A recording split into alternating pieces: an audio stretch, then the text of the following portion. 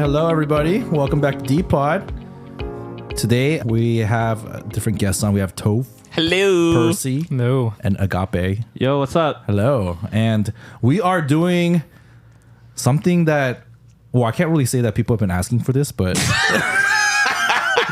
it's something we wanted to do anyway. It's a popular episode. Yeah, which is a follow-up to our most popular episode ever on D-Pod, which is our dating episode Bros edition. Wow. Wow. The best. Yeah, it was.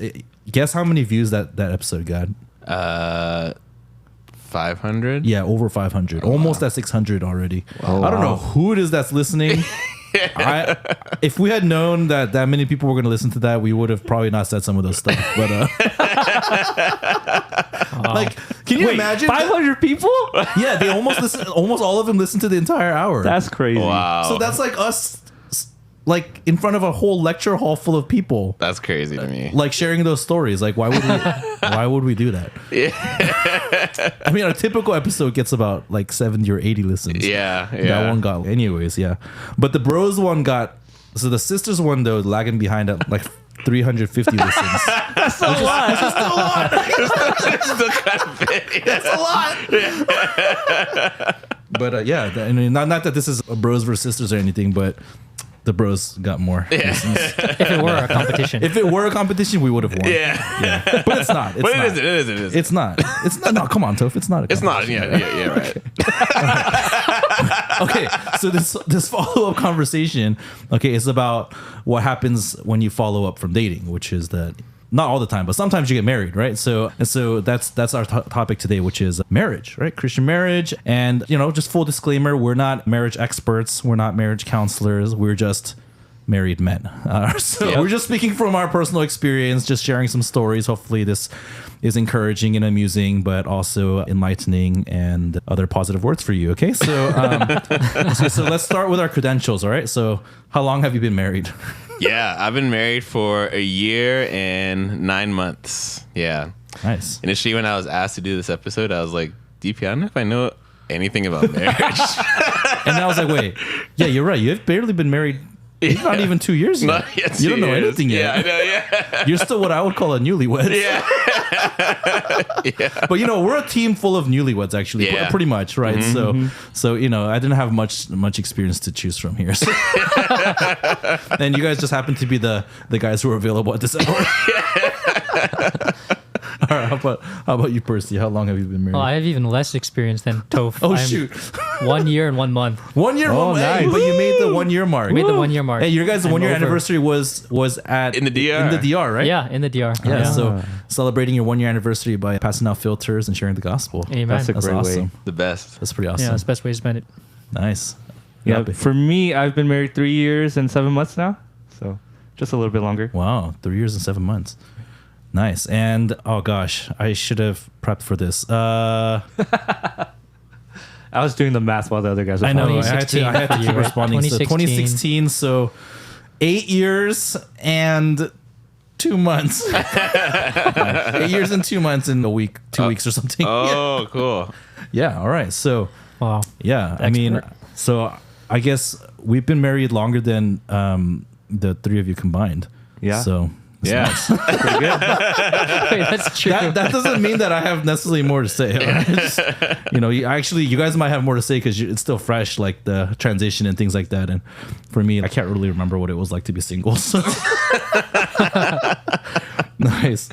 All right. So, as kind of a transition question, okay, so maybe we can talk about, so like when you were dating, when did you know, or like how did you know that, okay, this is the person that I think I'm going to get married to?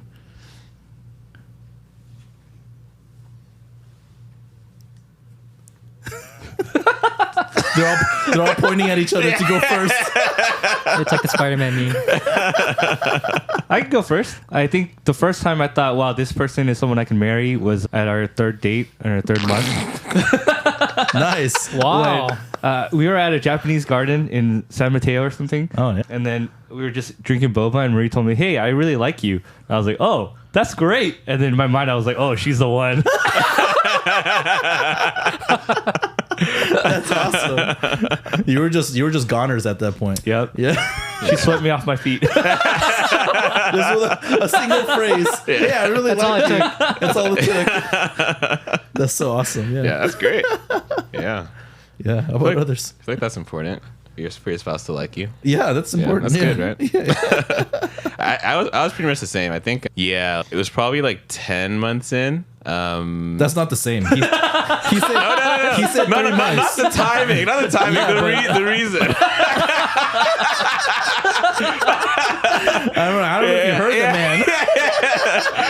Okay, I was a little later. I think I was probably like 10-month mark where I felt like more sure. I think that was the point where I felt like Bia really did like me. Yeah, I felt comfortable about that. Yeah. Yeah, so that's when I was like, okay, like I think this can work out. I guess Bia never told you I really like you. I don't think so. Maybe I'm misremembering, but This is getting it's getting vulnerable. This is getting vulnerable in a weird way. I know. Sorry, I didn't mean to put you on the spot. I know. Oh, does she? Just kidding. I'm sure she does. She does. We need to have a follow-up episode with Bia. Yeah. I know. Oh my gosh, that's so funny. So that kind of reflects your guys' personalities, though. How that was like after 3 months, Agape is I'm ready, man, and then Toph's like takes 10 months. And Yeah. that does just reflect kind of your temperaments. Yeah. Nice.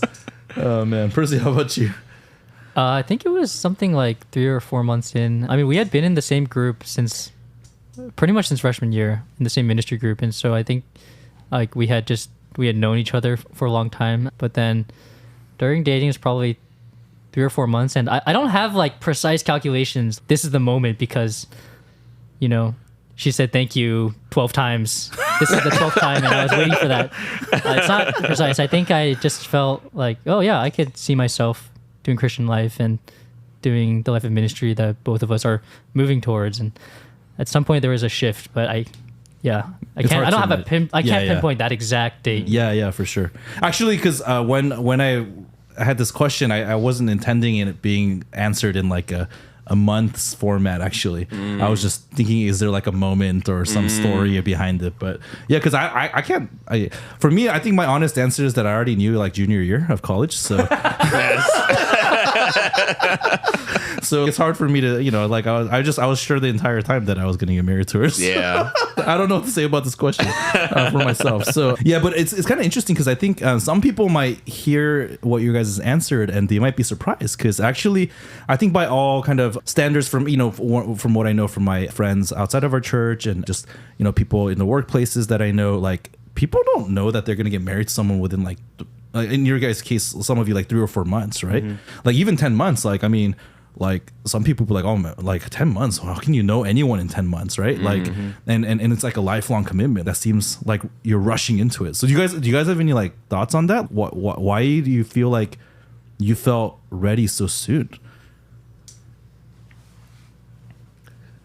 That's a great question. Yeah. I hope this is not making you like, wait, what? What did I do? I didn't know I was different. There's a very, very good explanation to this, in my opinion. Yeah, I don't think it's that surprising because like if you're dating someone and like you really don't know anything about them, I think the biggest question in your mind is, well, what is your life? What are you going to do with your life, or like what is your life going to be about? And it's a big question mark if in the world, I mean, you probably have jobs but then in terms of if you were to pan out and to kind of see what 5 years down the line, 10 years down the line looks like, it's probably pretty different. And I think that through the context of ministry in our church, I think it was pretty clear for me that she wants to run in the same direction that I also want to. And so I guess because that core question was already answered, it was then kind of like more seeing, are we compatible in different ministry contexts together, or more of that. Yeah. No, so the way I think about this, because I've actually gotten that question before from students, like, oh wow, you guys seem like you don't date very long, which like I don't know if it's long or short. Like I know people like outside of our church who dated for 3 weeks and they got married and stuff like that, right? So it's sort of a little bit of personal preference, right? But one thing I can say is if you're meeting someone random, let's say you're using like a dating app or you just meet someone like at work or something, you're just starting from ground zero. You don't know anything about this person. You don't know what their life's about or what they care about the most, value the most. But at least all of us, we dated people that were within our church network. And that gave us actually a lot of information. Yeah. Right. They were all team members. Like they had all, I guess the way of life is relatively new, but kind of the equivalent of that, like saying, hey, I believe in what our church is doing. I love the ministry that we carry out, and that's what I want to do. Like for someone to already say that, you already know you're like, I don't know what the percentage is, but let's say 60-70% aligned with the most important values that you hold. Mm-hmm. Yeah. Right. And so in some ways, you're not starting on ground zero. You're starting at 60-70%. Mm-hmm. So I think that's one of the reasons why within 3 or 4 months, people can start feeling like, oh man, I think this is the person I might want to get married to. Yeah. Right. Yeah. And that's not saying that's when you got engaged, right? Because you guys dated for longer than that, obviously. But yeah, that's sort of like, oh, like I know enough about this person now. Yeah. So so that's what I'd say about that. All right. So then you guys finished dating and went through that whole wedding episode. Not wedding episode. I guess it is sort of an episode. It's sort of this whole ordeal of marriage, wedding planning, and all of that. And then you got married. Okay, so what was anything surprising to you about, just right off the bat, like first couple of weeks of being married? What was the most surprising or shocking thing about married life? Well, this was not about married life per se, but I guess I learned that, I thought it was just my wife, Marie, but now I'm learning that it's for other people as well. But I learned that like she drinks water on a regular basis. And that she gets thirsty without having to exercise. Because for me, I only drink water when I feel thirsty, which is only after I exercise. And then we got in a big fight on our honeymoon. Oh yeah, about that. So, but I'm learning that actually a lot of people just drink water just cause. But you just thought your wife was like, I thought she was crazy. This weird person who drinks water. Yeah. And like kept signaling to you that you should stop for water somewhere, but you kept ignoring her because you thought it was like. Yeah, I thought it was just like a like a preference, like I just need some water at some point, But she wanted water soon. Yeah. So if you're curious more about that story, you can ask Agape about it. Yeah, it's kind of funny. But it was your guys' honeymoon was also interesting because like it was during COVID and where'd you guys go? Up by Wisconsin? Door County. Yeah. Oh yeah, Door County. North, yeah. And everything was closed, so it was even hard to find water. Yeah. I think Marie learned something about me from that trip. What did she learn about you? That I don't plan very well. Because I was like, we're going up there. There's probably some activities, and it'll probably be open, and we'll just figure it out when we get there. There's nothing open. It's all closed. So you guys I remember they have a bunch of pictures of them outside of closed signs. Yep. Restaurants or places that are just closed. Selfies in front of closed signs. I could have told Marie that you don't plan well. I mean, I think I probably told her that, but then, it's different, like intellectually and then experiencing it, right? Yeah, that's true. So Marie full force experienced Agape's kind of spontaneous side. Yeah. Awesome. That's funny.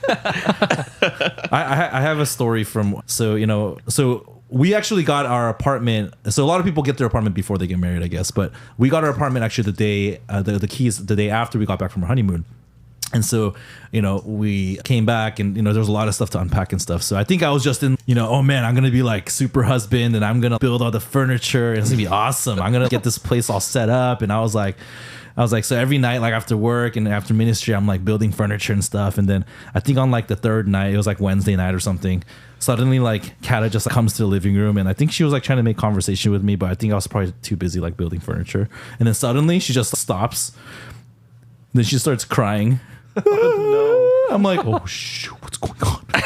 And she's like, I miss my friends. Oh no. I'm like, okay, I think I've done something wrong. So I went on high alert there. And then I realized later, and now we tell this story because it's kind of telling, but she wanted her husband to like talk to her and relate with her. And I'm like, oh, I mean, I lived with a bunch of people before, a bunch of dudes, but we never talked. We just did our own stuff after we got back home. Yeah. So that was kind of interesting. Yeah, that was my first week experience. I had a honeymoon experience. I learned that in Bia's family, like watching movies together is nostalgic for them, but it also means like being awake as you watch the movie. Like, the entire thing.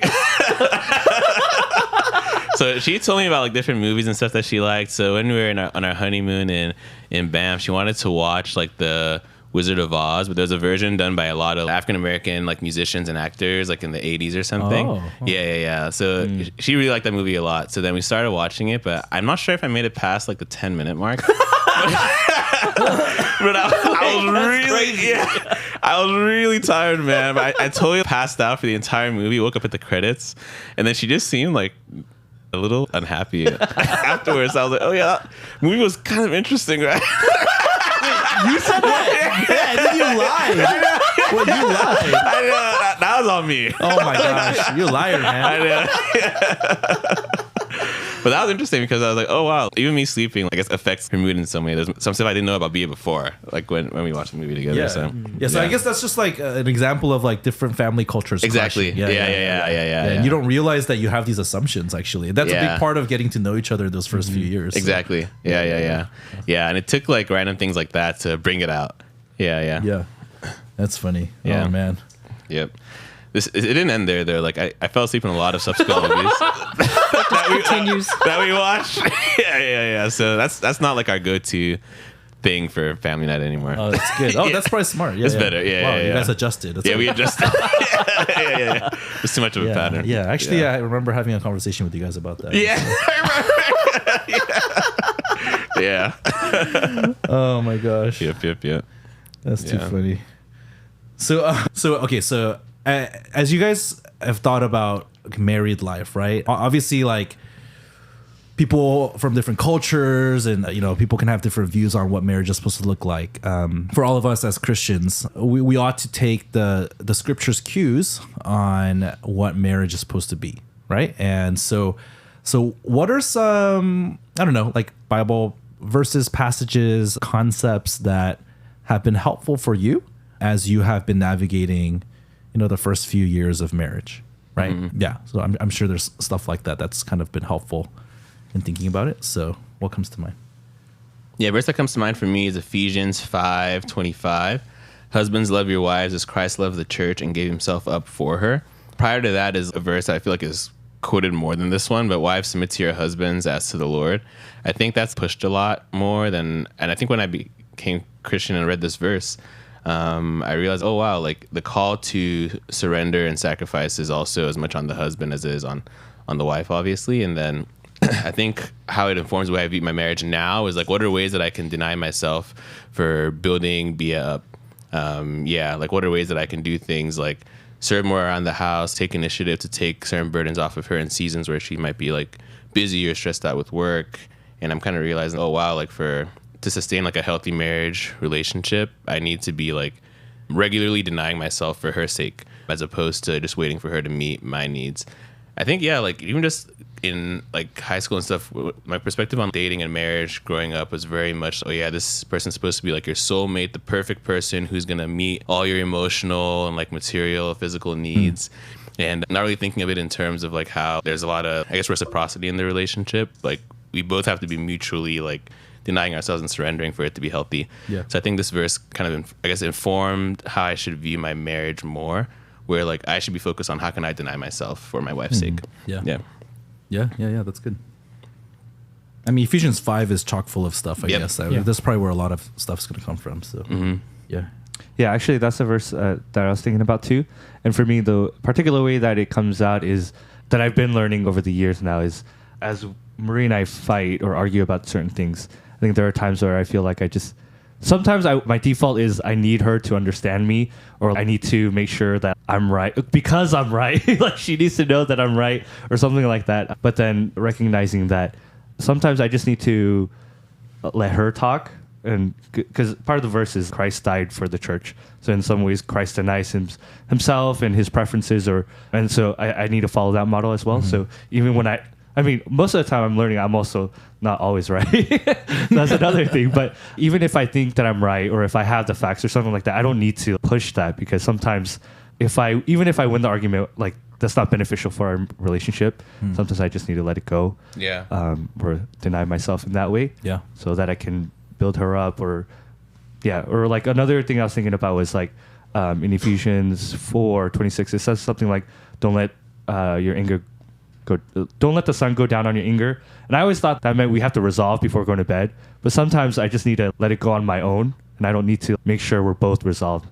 But sometimes I just need to let it go and just forgive her if she did wrong me in some ways or something like that, just and kind of die in that way. Yeah. So yeah, and we'll talk about kind of conflicts and fights a little bit later in the episode because you know what, like that's such a big part of relationship. You know, you think that, you know, Disney gets it all wrong, right? Because it's and they lived happily ever after. No, and they had to duke it out, right, for the rest of their lives, right? So, right, two proud people trying to live together, and right. So sometimes we tell, you know, married couples, hey, so if you're not like losing half of your fights, probably something's not right, right? Mm-hmm. And that's not because necessarily half the time you're right and half the time they're right. It's actually because to demand justice constantly in your relationship, a committed relationship of love like that, is sort of like, it's like another imagery sometimes we use is, you know, it's two sailors on the same ship shooting cannons at each other and blowing holes in the side of the same ship. Yeah. It's like you're on the same ship together and you're like attacking each other. Yeah. So what's the point of winning? If you win, then the ship sinks. Yeah. Right? Yeah. So you just both surrender. Right? If you both, Agape's that feeling. imagery is too real.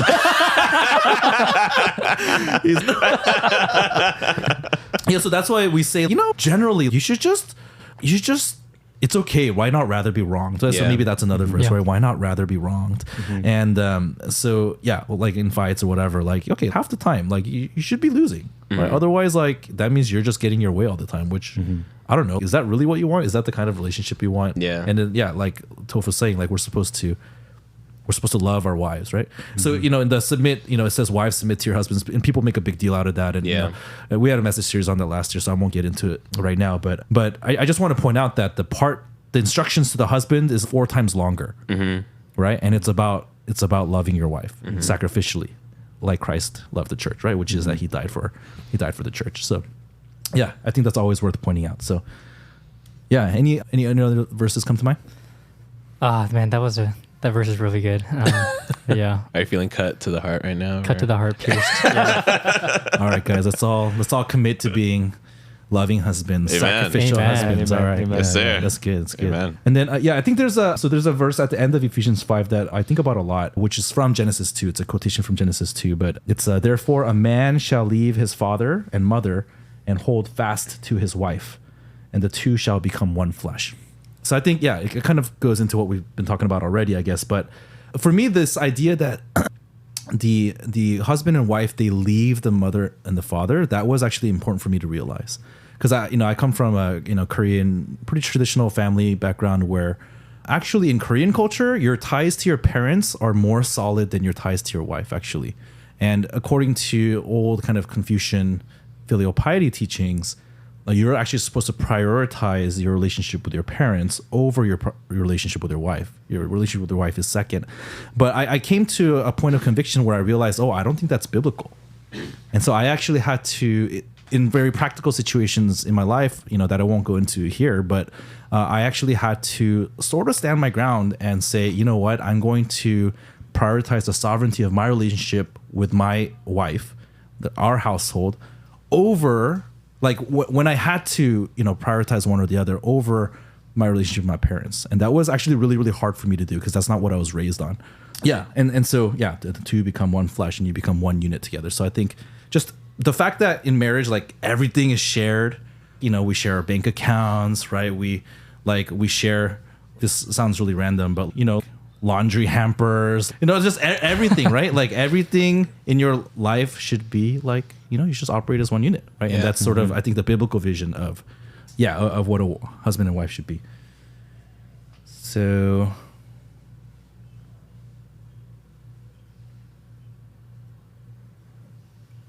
here's the next question, right? So, because I think that God provides us the perfect spouse, okay? And I don't mean this in the soulmate kind of way that Disney talks about. I just mean that whoever God brings to you and whoever you commit to, that is God's will for your life, right? That person is part of God's will for your life. and that person is going to shape you and guide, like God's going to use that person to guide you in ways that you wouldn't have been able to, like as a single, like if marriage was God's will for your life, right? So the question is, how is your spouse God's gift to you? Ah, That's the question, all right? Yeah. How is your spouse God's gift to you? By the way, I didn't write these. Some of the staff, they texted me questions that they wanted me to ask you guys. So this was one of the ones that one of your wives wrote. I know. I felt like it was pointed because one of them asked, "Who's on this podcast again?" And I felt like, Yeah.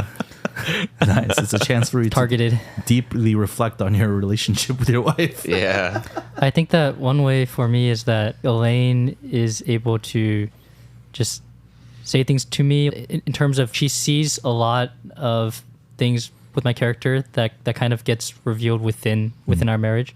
And so, yeah, like she's able to detect when my tone is mean or when I'm overly argumentative or when I'm trying to switch topics when she's trying to point out something about me, but I end up, trying to attack her in this other area. And she's able to kind of reveal that about myself that I wouldn't have known because of my emotions or because of my pride wanting to just win the argument and kind of get that over with.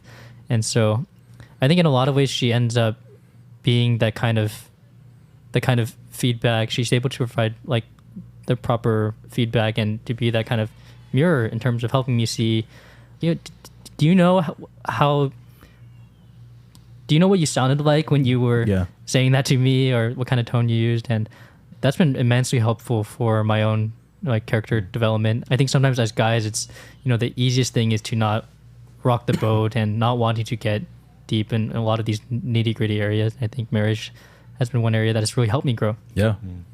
Any of you guys can relate with that? Yep. Yeah. Oh, yeah, 100%, right? Yeah. No, that's the thing. I think that our wives, like we're so close. We're so close to our spouse, right? And they see everything about our lives, and then they're the subject to all of our faults as well, right? All of our character flaws, all of the ways our emotions don't work right, and how we don't know how to relate to people, right? And they bear the brunt of that. And of course, our friends before we got married they bore that too. It's just that they didn't care as much. They weren't as offended. They're like, whatever. Agape is being agape, whatever. Yeah, like, it doesn't hurt. Whatever. We're just gonna go do our thing tonight. It's okay. And and then they're not as hurt by it, or But then like our spouses, like they actually care a lot more. Right? Yeah. And they don't want that kind of conflict or I don't know, like kind of tension in the relationship, and so they're gonna bring it up. And sometimes we don't want them to bring it up, but but then they do. But then it's always good for us, right? It's always good for us to receive that. So yeah. All right. So do you guys have anything different, or is that pretty much the answer you guys are going to give? I can talk for this for like hours. Oh, okay. All right. Just give us one. Just one. Okay. Yeah. I think one way is Marie is very strong. And I think that comes out in different flavors. I guess one way that I'm thinking about is I think there's a lot of ways, or I don't know, I have a lot of pain in my family and my upbringing and a lot of things that I'm struggling with now. And in a lot of ways that I think it negatively affects or can affect Marie. But then she's able to forgive me. She's able to bear that and carry the various burdens of my family and help me love my family. And then like, she's not as emotional as me. So she's just kind of steady and like, I guess solid in that sense as well. And like I can, in some ways when my emotions are just like tossing me to and fro, she can be kind of like that anchor. Yeah. And I really appreciate that when we go visit our families, like she's there with me and like she can help me talk through different things or just keep me steady. So I don't know. In a lot of ways, like, maybe that's one thing. She's just strong, I guess, in that sense. Yeah. Strong and emotionally very like stable. Yeah. Which I see how that has been really good for you guys. Yeah, for both of you. So yeah. Praise the Lord for that. Amen. Amen. Yeah, that's awesome. I think one way in which I'm thankful for Bia, similar to what Percy was saying about how like in the course of a marriage, like through your relationship with your wife, you get to see yourself a little bit more clearly. And I think one way I've seen that is that I think I'm generally a lot more calculated and like measured, and I want to be like fully certain of something before I go into it. And I think one way that actually affected my life a lot was in the area of like generosity and spontaneity, I guess. But Bia is a lot more like quick to dive in. Like she doesn't do a lot of those like mental calculations when it comes to being generous with others. So there'll be times where she'd be like, oh yeah, let's just give this, and I'm like, what about you're a type 6 on the Enneagram, right? Yeah, type 6. So Yeah, you have 18 questions exactly why you shouldn't do that. Yeah, I know. Yeah, super risk averse, and so in my mind I'm like, oh, but if we do this, then da da da da. But I think in that way, like I think what it reveals to me is like the ways in which I'm like, I idolize money. Like I look to it as a source of security, and as a result, it makes me a more like selfish person. And I think over the course of our marriage, I feel like I've become a bit more of a generous person. I think I still struggle with it, obviously, but I think because of how quick she is to give and how quick she is to jump on that, that's been encouraging and challenging me to do the same. And I think one thing we decided on was like, if there's a chance to give something, whoever says like the highest thing, we'll just go with that as opposed to negotiating it down. I think in that way it's been cool to be aligned, and it's been a cool way to like surrender that area of my life more. So I'm thankful to be here for that. Yeah. So you're talking about, if there's an opportunity to give an offering, or like maybe someone's in need of money or something like that, you're going to come up with two different numbers, and then you just go with the higher one. Yeah. That's awesome. Yeah. I think over the years I've come to appreciate that. I think maybe actually only in the last 3 years or so I've really come to appreciate that Kata puts up with a lot. For me, like I realize I'm actually quite a grumpy, sort of intense, unempathetic person. I mean, I guess I knew that about myself, but I don't think I realized actually how much of an effect it can have on someone when they have to work with me like constantly, right? And Kata and I are one 2% full-time ministry team here in Chicago, for our ministry here. So like she bears the brunt of that, and so I just think that actually because she had kind of tough parents growing up, and because of needing to manage her emotions around that for all those years, I think she's just able to just absorb it a lot more than I think maybe a typical person would be able to. Yeah. So in that way, I didn't even realize that until like several years later, in marriage, that okay, God, in some ways, knew what He was doing in bringing us together. So. Yeah, and it gives me kind of motivation to just keep working on those things so that my wife doesn't have to keep bearing that. So, yeah. So, hey, let's just talk about, I think often when we're talking about marriage, I find that we kind of focus on the difficulties around marriage or things that people should expect. Because I think, the reason we do that is because we're just trying to provide a polemic against kind of, Hollywood, Disney versions of marriage that are actually ultra unrealistic. And if that's what you think marriage is, then you're you're kind of like, you're not gonna have a good time. And also more and more, people come from broken families and things like that. And so, like people's sense of what a normal marriage looks like sometimes can be off nowadays. So we try to provide some polemic around that, but I think it's important for us to talk about, hey, so what's like joyful about marriage? Like what as you guys have been married, like I'm sure there's things that you're like, wow, like I'm so thankful for this, right? What are some of those things? Yeah, for me, one thing that I'm super thankful for is the fact that Marie loves me. Aww. Sick. I gotta provide both answers. Yeah, no, talk more about that. I think that's obviously like a huge one, right? Yeah, so what do you mean by that? So I think the older I get, the more I realize that I'm super insecure, and and even thinking back to my childhood, I think all I've wanted is to be fully known and fully loved. And then like I can experience that with my friends. Like a lot of my friends, they know my deepest, darkest secrets. They bear, a lot of my sins. But for some reason, it's just different with my wife. Like that she would know some things that I struggle with, or the things I've done, and the things that that I hurt her, and in the various ways that I hurt her, and still she's able to forgive me and love me. Yeah. And so, and to remind me of Jesus's love as well. And I don't know. I'm about to cry. Just thinking about it. I don't know. It just hits in a different way. Yeah. And I think that's something that I really appreciate about Marie. And I think the the past 3.5 years that we've married, I think through her love, I've been able to experience God's love for me in a different way as well. Because to know this person that I really care about and love, and all the ways that I can hurt her, like she can absorb that and still love me. And if she can do that, then how much more can God? And so I don't know. It's just, I don't know. I'm really thankful that she loves me. Yeah. No, I think that's huge, right? There's such security in that relationship, right? When you're really, I mean, today we talked about in my Sunday service message, I talked about our desire to be fully known and fully loved, right? And how God's the one that's able to give us that. But the marriage relationship is like our closest analog to, right? Because I mean, that's why Paul uses that imagery, right? The church is the bride of Christ. And so that covenant, right? I have promised before God and these witnesses that I'm going to be faithful to you. No matter what happens, I'm with you all the way until death do us part, right? Death do us part. And so, man, like when both parties are locked in on that, there's immense security there, right? And so I think that's such a beautiful thing.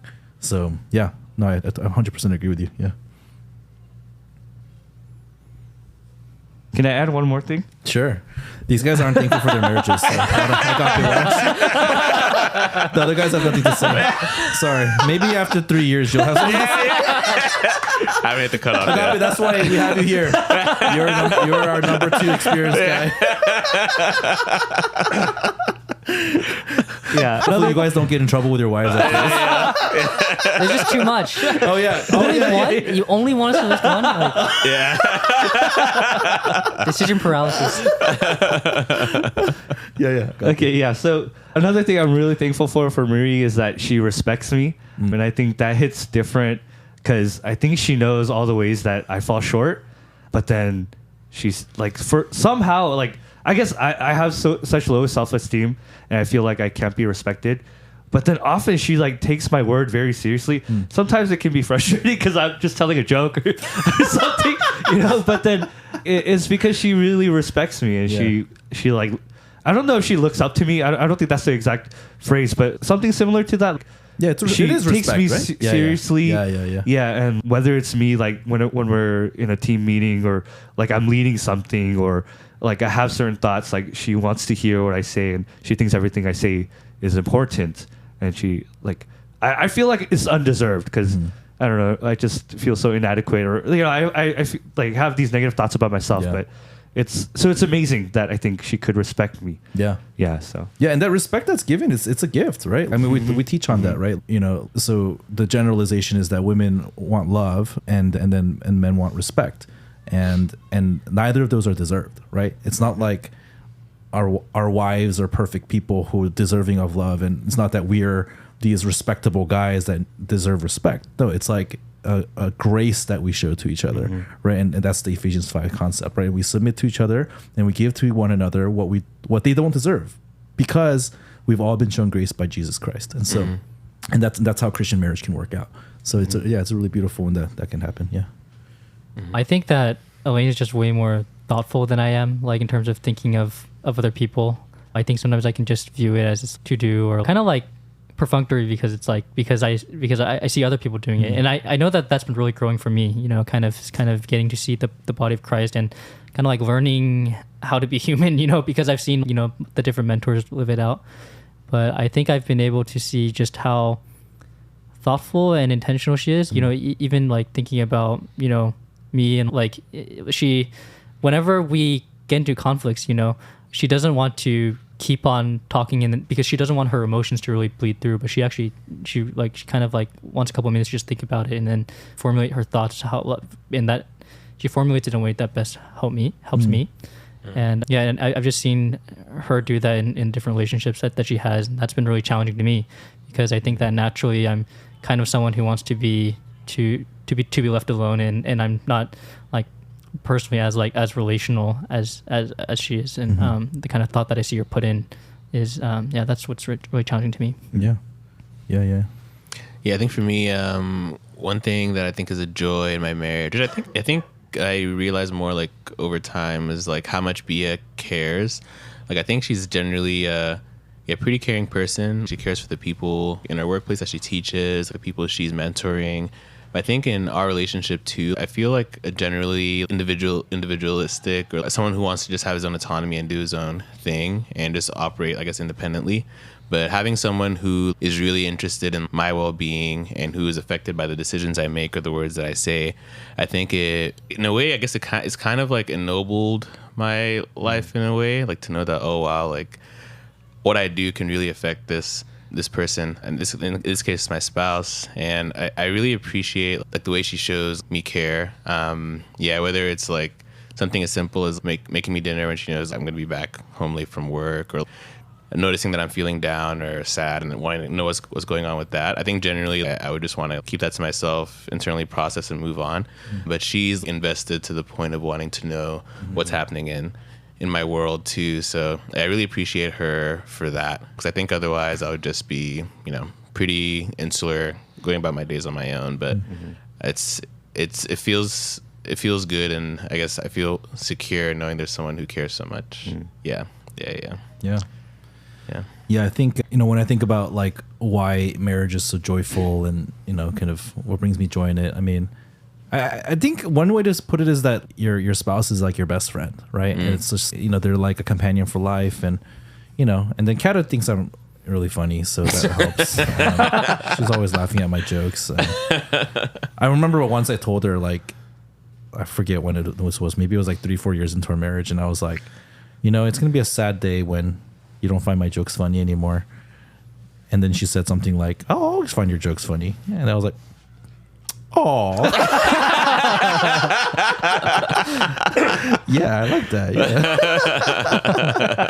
Yeah. Yeah, but then just, you just do everything together, and I just feel like just having someone who's always down to do whatever, and Kat has always just been that friend to me.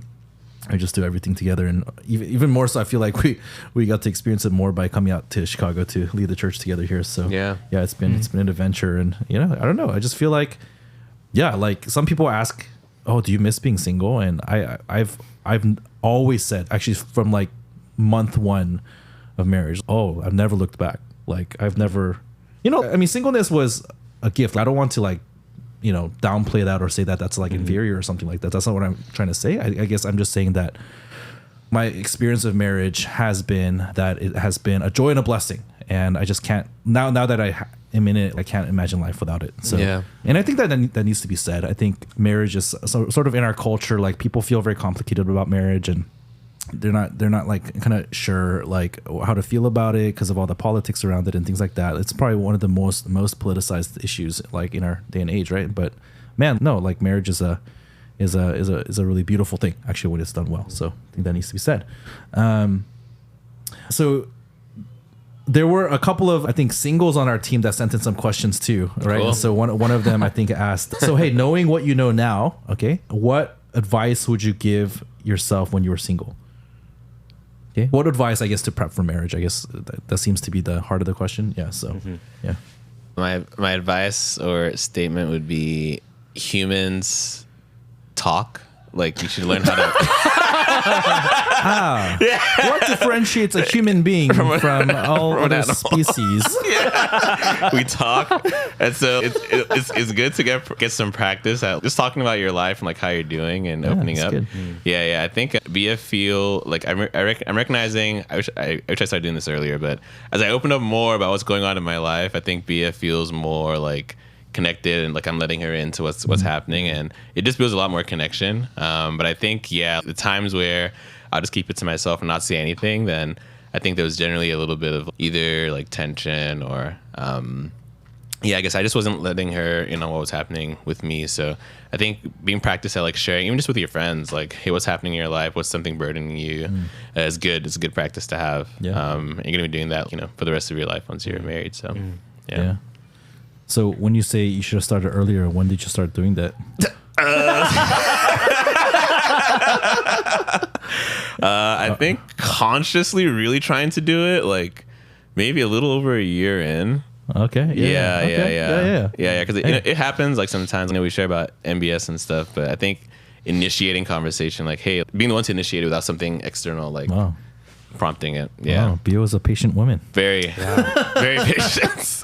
Yeah. No, we joke about that, but no, a year in. I mean, no. See, the thing is like, my advice that I always give to people who are about to get married is, hey, you've never been a husband before, right? Yeah. So don't think that you're going to be a good husband. Like you don't know how to be a husband yet, right? You're going to have to grow into that role, right? And so whether it's a year in, 5 years in, 10 years in, there's constantly things we're going to be learning about how to relate with our spouses better, right? And the important thing is that we're humble and we actually do the thing, right? And because you'd be surprised how many marriages I think fall apart, or just it's actually from little things like that. It's like communication, right? That's like the number one issue that people, I think.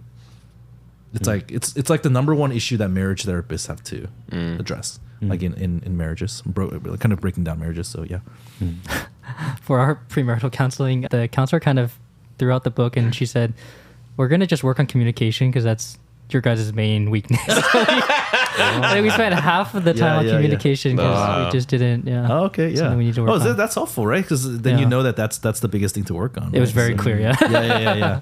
So it's because I don't know if people know, but in our network we highly recommend people go through a premarital. There's kind of a premarital thing that you can go in. Usually like a Christian counseling center or something like that. And we recommend the Prepare Enrich curriculum. So that's what people use. Yeah. And then it just kind of, you take this like assessment, and then it kind of susses out. I don't know if that's the right term to use, but it kind of like shows you maybe areas that you need to grow in your relationship. And it helps the premarital counselor kind of let people know, oh yeah, you guys are green light. You guys are like good to go, like in terms of your relational dynamics. And then there's some people who have kind of issues that they need to work on, and sometimes the premarital counselor can help with kind of work through those. So that's always really helpful. So we recommend those kinds of things because we want people to take marriage seriously, right? This is not just about, oh, I just like this person. No, it's about like are you actually compatible? Do you know how to communicate to each other? Because that's a huge part of what you're gonna have to do after you get married. So yeah, it's really helpful too for like even just bringing up something you mentioned earlier of like just assumptions you have about how to relate with a spouse like opposite gender. There's a lot of things that I didn't even think about broaching in our conversations when we dated until we did like premarital counseling. Yeah, like things like, I guess a lot of it had to do with budgets, but even just like how we spend our time and stuff. I just had like different perspectives on that than Bia had. So yeah, it was cool to have a context to bring those things up. Yeah. One advice that I'd have, it's slightly different, but I guess I think I was really anxious when it came to the area of marriage because I felt like, because I think I had several friends and they got married pretty early on, and I was feeling like, oh, I feel like I'm getting left behind, I think I just got overly anxious about this area, and there were times when I had to really struggle with that, when I felt like I was getting left behind, when in reality, I could have just really trusted God with the plans that he had for me. So that's maybe a slightly different perspective on that topic. Yeah. So it's sort of like, I think the larger principle there is sort of learning to trust in God, in God's timing in all things. Yeah. Right. I mean, there's things that are good that we want, right? Whether that's a good job, right? Or, like your plan for your education, whatever, it's like that. And then it's like that with marriage. And then it's like that, when you're doing family planning later on, like trying to have kids, and there's always a timing to these things, and it's a good thing and we desire it, but we can get overly anxious about it in a way that's not helpful, right? All right. Not being anxious over it. Yeah. I think that's good. Yeah. For me, I would tell what was the question? Was it to your younger self or to a single guy? What marriage advice would you have? Oh, I guess giving yourself. Yeah, giving yourself. Okay, yeah. For me, it would have been to continue to fight with your friend that keeps fighting with you, and learn to fight well. And shout out to Li Shen. he really cared. Oh yeah, everyone needs a friend like Li Shen who will keep bringing things up with you, right? Yeah. Oh my gosh. I'm really thankful. Yeah. I mean, not that I'm saying like I'm really good at arguing or like resolving conflict, but I think I got a lot of reps in because I had a lot of issues, and I think I caused a lot of hurt to Li Shen. and then he would care enough to bring things up, and we would have like hours long. And maybe that was not a good thing, but yeah, often we would be like staying up late to resolve some sort of conflict or something like that. And yeah, and I think going through it, I was like, oh man, are we doing this again? You're like, Yeah, come yeah. on, Alicia, can you just get over it, or different things like that. But then, yeah. So, but then in a marriage context, we're gonna fight, we're gonna have conflict, arguments, different things, and I can't have that attitude, and I need to learn to, I guess, first accept that through this we can learn about each other, and then through that to accept who my wife is and learn about myself and accept those things, and then just accept the reality that we're gonna, because we're so different, we're gonna have conflict. Yeah. And then being able to do it well, because I think that's just an important thing. Yeah. Yeah. Yeah, I mean, it's coming up again and again, right? This idea that we have to manage conflict well, right? And it's like you should assume in any close relationship you're gonna like butt heads. You're not gonna agree on things, and you're gonna have to work it out. And then 50% of those arguments, like someone's tone is bad. So then now you have to start talking about the tone, right? Yeah. And then in 40% of those arguments, like one person gets really emotional, and now they start crying, and now the conversation gets derailed. And so now you have three different things, because there was the thing that you disagreed about, and then there was the tone, and then now there's the crying. And so then where do you start? Right. Yeah. So is this relatable to you guys? Yeah. All right. So Yeah, definitely. yeah. So there's really nothing new under the sun in a way, right? And so it's not that like fighting or conflict in marriage relationship or in any relationship is bad or evil, or even something you should try to avoid. I think that actually, if you're conflict avoidant, that actually means that you're going to lack closeness. But if you're going to be close and you're going to work well together and you're going to really try to talk things out, you're going to have conflict. The question is, do you know how to fight well? Right? It's not a matter of, we're doing well because we're not fighting. No, you're going to fight. So how do you fight well? And that's maybe a topic for another episode, because we can probably talk a lot about that. But yeah, this is already getting kind of long, so we're gonna move on. All right. So this is kind of an interesting question, which I hadn't really thought about before. But one question was, what's the difference between dating and then spending time as a married couple? I don't know if this is an important question at all. Like I don't know, but I've just never thought about it, so I just thought I'd throw it out there. My instinctive question is, dating, you're not married. I guess. That's the only difference. That's not very helpful. It's not that helpful. No, but I guess that speaks to, like, I don't know how different it actually is, because just because you're married, so people maybe think of marriage as like an end point, but it's like a status change that happens, but the relationship continues to develop. Yeah. I think one of them, there's a really good book on marriage written by Tim Keller called The Meaning of Marriage. I really recommend that book. And one of the concepts that he talks about in that book that I really like, and I tell a lot of people about, is everyone marries a stranger. And I think that's really helpful. That totally changed my paradigm, because he's saying, people change, like people grow, people develop, and even your preferences change over time. So like the person you married now is not going to be that same person 10 years from now. Right. And so you're on a continual journey of getting to know each other. And so I just think that once you get married too, you have to continuously put effort in. Yeah. Right. And in fact, it's in some ways harder, because I think when people are dating, people are motivated to kind of, get to know each other. Like they're on their best behavior. Yeah. Right. You dress a little bit more nicely than usual. Maybe Agape brushes his hair, just stuff like that. And then like suddenly, overnight, it's and people see their true selves. No, but then we need to put in effort in order to continue to develop relationship, to make sure that we're continuing to getting to know kind of and keeping up with what's happening in each other's lives. So I don't know. So that's sort of how I think about it. I don't think it's that different. You just need to make time for it, just like you did when you were dating. Yeah. No, actually, like that's something I've been thinking about recently. And for me, I think something that changed, and I don't think it should have changed, is that I think I wasn't as not that I wasn't interested, but I wasn't as focused or prioritized in trying to get to know Marie. Yeah. Because I think when we were dating, like we only saw each other once a month in person.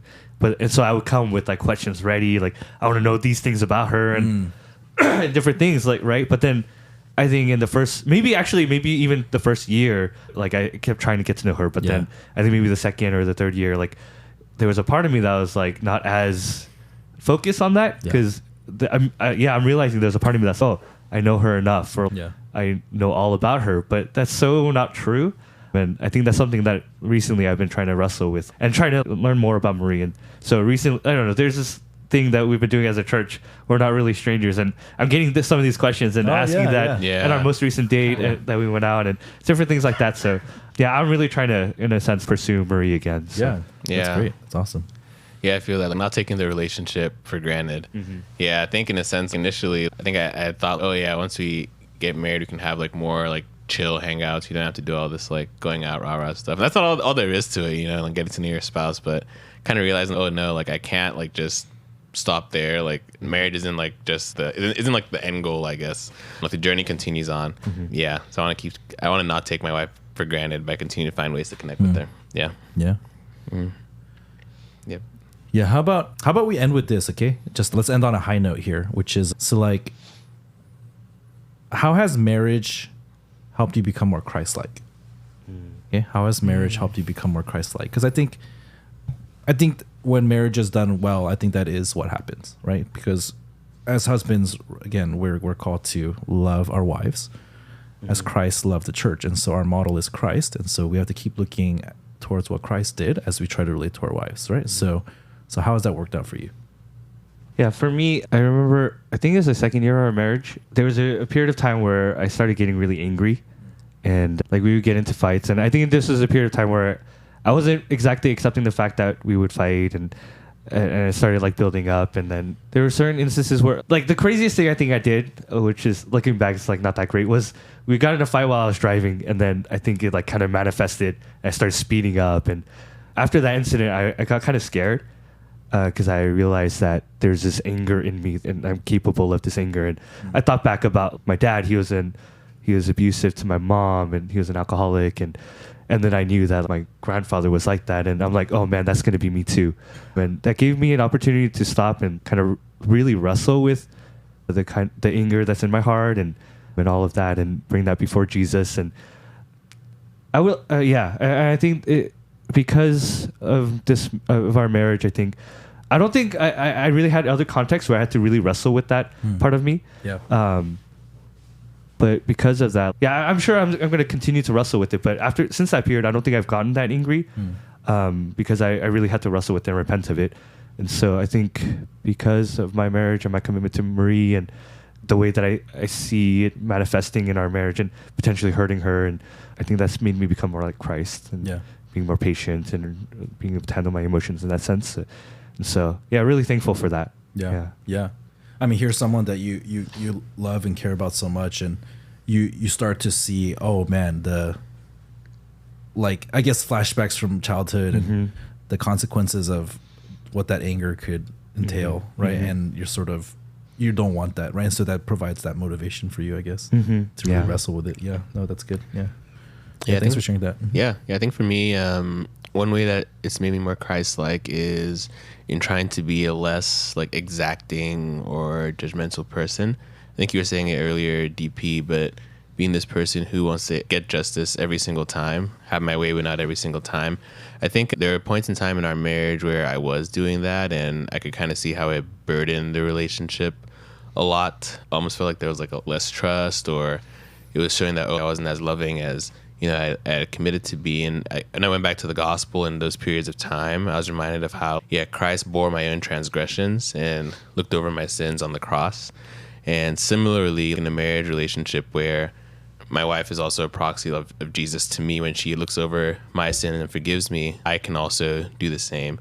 I don't have to die on every single hill. I think there's things that I can look over and not exact justice for, and thus build mistrust in our relationship, or make her feel like she can't be secure in our relationship. So I think that's one way it hit me, and one way I'm trying to like be more like Jesus in our relational dynamic too. I think also too, like doing another way I think I've become more like Jesus is being willing to do things that I guess I otherwise wouldn't be willing to do. So the thing I mentioned earlier about opening up more, was one initial thing where it's like, I don't want to like talk that much. But another one is like dancing. I really didn't like dancing. Nice. Yeah, Bia really likes dancing, and I really didn't like dancing growing up because I wasn't good at it. But I have noticed your dancing is improved. Thank you. Yeah, I really appreciate I didn't that. realize that was from Bia. That was part. Yeah. And the mirror in their new apartment. Yeah, I know. Our apartment's like a dance studio. It is a dance studio. It used to be. We Ceiling to have floor like the mirrors. floor So ceiling during mirrors. family night, do you guys just like dance? No, we've done that on a couple where we okay. like learn to dance. Oh, Yeah, I so see, like the see. Cupid Shuffle we did for okay. Thanksgiving. Anyway, Thanksgiving. we like practiced that one of our family nights or Oh, that's something. funny. Yeah. Same things like that where it's small, but before I would have been like, yeah, I wouldn't put any time into doing something like that, but. Yeah. She likes it and she's interested, and so I'm like, yeah, why not do it with her? Yeah, letting go of our personal preferences. Yeah. Yep. Yeah. I really like the point. I think also, I don't know, marriage is just so personal, and because you get so close to the other person, like you just end up hurting each other just because, you're both porcupines, like that kind of like imagery of porcupines trying to hug each other, and then ending up causing a lot of pain to each other. And then I've experienced grace from her, and I've also shown her grace, and it just goes both ways. And yeah, I think that is growing, like that marriage it is really growing me into being someone who can kind of work through something that potentially would have been a lot of drama and could have caused a lot of worldly conflict, and kind of it's helped me to process that through the lens of Christ, as we're actually trying to follow this perfect standard, and we're not perfect ourselves, but I'm at least getting this glimpse of what that standard is as we're relating to each other. Yeah. I mean, I have nothing to add. I think those are the things those are the same ways in which I think I've experienced, anger issues, doing things that I don't want to do, right? And then learning to just resolve things, conflict, just not be exacting. I think that's right. I think those are maybe the primary ways in which God is working on us to become more like Christ. So yeah, praise the Lord for Amen. that. Yeah, amen. Yeah. So I love you, Bia. what the? Is this like a personal platform? I love you, Kata. Sick. Oh gosh. You want to say it now? Sick. I can't. So Kata has this thing with me. I think it's slight beef that she has with me, where like anytime I express myself like emotionally, like whether it's like I love you or whatever, just anything like that, and then I quickly have to make it funny afterwards. And she can't just let me sit with that for a little bit, huh? Nope, I can't. I'm still uncomfortable. Yeah. I'm still working on that. It's gonna take another 10 years, I think. I can't sit with it. Yeah, maybe by the time it's our like 15th year anniversary, I'll be able to like just sit with it for a little bit. All right. Do you guys want to say anything? No, I'm gonna tell my wife when I get home. And Okay, that's good. Wow. Yeah, In that's person. good. Yeah, I'll do that too. Yeah. Person's gonna do neither. Elaine really doesn't like words of affirmation. If I say it here, it's actually, gonna be, she's gonna really not like that. Yeah. Actually, can I out her about her words of affirmation thing? I think it's okay. Yeah. Yeah, It's okay. It's okay to out her. Yeah. Don't worry. Yeah, Elaine. yeah. So I think like Elaine really doesn't like words of affirmations to the point that. So when she gets thank you cards from people, like when she moved out here, thank you cards like You're talking about from Berkeley, students, like friends, like hey, saying, oh man, thank you for whatever. She actually didn't read any of them when she moved here.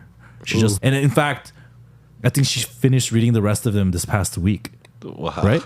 I'm unsure of that. That's, you were that's not confirmed. But she confirmed. had about 10 She had 10 cards left. 10 cards left out Yeah. of. So how many has she gone through? Like. Yeah, but 30 or 20. Okay, maybe. yeah. So she can only Yeah. do 2 or 3 cards at a time. Otherwise, she Yeah. just has a visceral reaction to it. I can share about this. I think, we had it. So I was trying to apply something from our members' Bible study, which was, if a spouse really doesn't want to kind of like do something, like we need to help each other, to kind of get past that. And so I was like, all right, how about Elaine? How about you try reading, like cutting down that stack of 20, just by a little bit. And she's like, you're right. Okay, I'll do it. And then she reads about like 3, and then I think like an hour goes by, and I'm like, oh, what happened? And I come back to the room, and she's asleep. It was so emotionally draining that she just knocked out, and that was our family night. Oh wow. Yeah. See, so now I just want to point out that the way the four of us handled this right now is actually probably the right thing for each of our spouses because Toph, I think Bia would just purely likes it. Yeah. And then I think for me, I'm not sure if Kata likes it, but then she'll just acknowledge, and then we'll laugh about the fact that I even on air I couldn't hold it, and I had to laugh about it afterward. And then I think Agape and Marie, it's the doing it in person thing is like just very fitting for actually your guys' dynamic and what I know about you guys. And Percy knows that he shouldn't say that. I'll still say it. No, I'll still say it. Just I think she would really cringe if she heard this on air. Yeah. Yeah, so it's good. We it's good. I'm glad we know our wives. All right. Okay. Thanks, guys, for coming on. All right. So we'll wrap it up there. Here we go. All right. Hopefully you guys enjoyed that episode of D-Pod.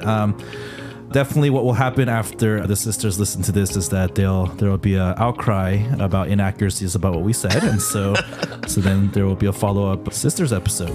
I'm sure of it that this will happen. Oh Lord. All right. Well, have a nice week, guys. Bye-bye. Bye. Bye.